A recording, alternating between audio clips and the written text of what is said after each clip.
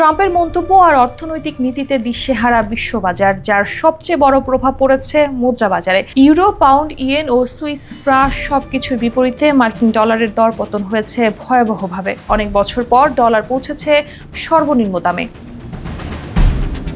বিশেষজ্ঞরা বলছেন, যুক্তরাষ্ট্রের কেন্দ্রীয় ব্যাংক ফেডারেল রিজার্ভের স্বাধীনতায় ট্রাম্প যেভাবে হস্তক্ষেপ করেছে সেটা বিনিয়োগকারীদের মধ্যে গভীর উদ্বেগ তৈরি করেছে। এর সঙ্গে যোগ হয়েছে ফেড চেয়ারম্যান জেরোম পাওয়েলকে সরিয়ে দেওয়ার ইঙ্গিত, যেটা বাজারকে আরও বেশি করে নাড়িয়ে দিয়েছে। ২৬ জুন ইউরোর বিপরীতে ডলারের মান নেমে এসেছে ১.১৬৮ যা ২০২১ সালের অক্টোবরের পর সর্বনিম্ন। একই দিন পাউন্ডের বিপরীতে ডলার কমে দাঁড়িয়েছে ১.৩৬৯।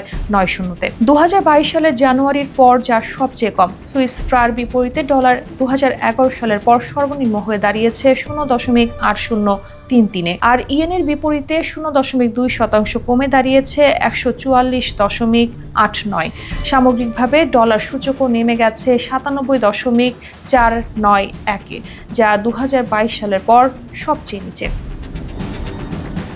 ওয়াল স্ট্রিট জার্নালের প্রতিবেদন বলছে, প্রেসিডেন্ট ট্রাম্প আগামী সেপ্টেম্বরে ফেড চেয়ারম্যান পাওয়েলের উত্তরসূরি ঘোষণা করার চিন্তাভাবনা করছেন। যদিও পাওয়েলের বর্তমান মেয়াদ শেষ হওয়ার কথা ২০২৬ সালে, তারপরও এমন ঘোষণার ইঙ্গিত বাজারে গভীর অনিশ্চয়তা তৈরি করেছে।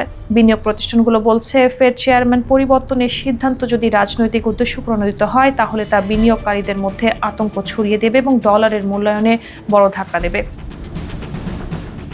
ডলারের দরপতনের অন্যতম প্রভাবক হিসেবে কাজ করছে ট্রাম্পের শুল্ক নীতি। আগামী ৯ জুলাই ট্রাম্প ঘোষিত বাণিজ্য চুক্তির সময়সীমা শেষ হচ্ছে।